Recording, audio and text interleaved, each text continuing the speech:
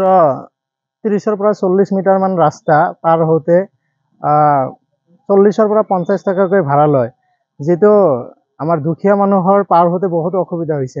আগতে মোৰ বয়স ধৰক 25-26 মান হৈছে, নগৰপাৰা বজাৰত আহিছোঁ। 4-5 বছৰ আগতে কিমান মানুহ দেখা পাইছোঁ। আজিকালি দুটা পাৰঘাটৰ কাৰণে, ইফালে এটা মাজেৰ চৰৰ পাৰঘাট এটাৰ কাৰণে, এই দুটা পাৰঘাটৰ কাৰণে ইমান ভাড়া লয়, মানুহে বজাৰত অহা বাদ দিছে। এইটো বজাৰৰ পৰিস্থিতিও বেয়া হৈছে। লগতে আমি যে 50 টকাকৈ ডেইলি ভাড়া দিম, সেইটো আমাৰ মানে অসুবিধা হৈছে। যে ইমান অসুবিধা হৈছে, ইনকামে নাই মানুহৰ যে ডেইলি 50 টকা ভাড়া দি নগৰপাৰাত যাব আহিব। বা আৰু যিবিলাক দুখীয়া মানুহ আছে সিহঁতৰ পৰা ডেইলি 50 টকাকৈ ভাড়া লয়। চাওক, মাত্ৰ 30 মিটাৰ ৰাস্তা। এই 30 মিটাৰ ৰাস্তাৰ কাৰণে আমি ইমান ভাড়া দিব লগা হৈছে। যদি চৰকাৰে কিবা বিবেচনা কৰি আমাক এখন পকী দলঙৰ ব্যৱস্থা কৰি দিয়ে, নথৈ আমি আনন্দিত হলো হয়। ধন্যবাদ। বাইকত 15 টকা, মানুহ এজনৰ 5 টকা 20 টকা হয়।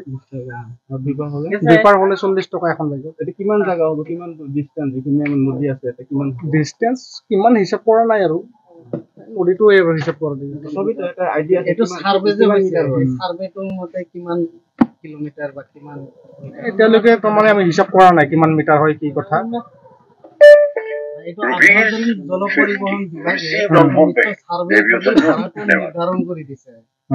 তো এইটো সাৰ্ভেটো কিমান এইটো কিমান হ'ব এতিয়া আৰু সেইখিনি এইখিনি জায়গা বেছি নহয়। এইখিনি জায়গা মই আপোনাক সুধিছো কিমান মিটাৰ হ'ব বা কিমান কিলোমিটাৰ হ'ব, যিখিনি মিটাৰ হ'ব আপোনালোকেতো জানাই ডিসটেন্স কিমান খিনি আছে। সেই হিচাপত আভ্যন্তৰীণ জল পৰিবহন ৰেট কিমান আছে? এইখিনি আছে। আপোনাক মই ৰিসিপ্ট দিলো নহয়। আপোনাক আছে তো, আপোনাক সুধিছো। ৰিসিপ্টটো আপোনাক দিলো নহয়। 15 টকা এখন বাইকৰ।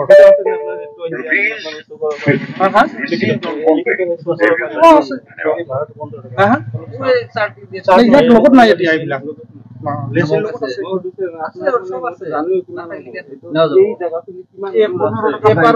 এপাৰত 15 টকা নে দুপাৰত 15 টকা? দুইপাৰত আপোনাৰ 30 টকা হয়। এপাৰত 15 টকা বাইকখনৰ অনলি বাইক। বেছি দাম হ'ব পাৰে 40 টকা হ'ব দুইপাৰত। দুটা মানুহ 10 টকা। বুজা নাই। মই এটা ৰফিকুল ইছলাম। ফোন নম্বৰ 10 টকা। 10 টকা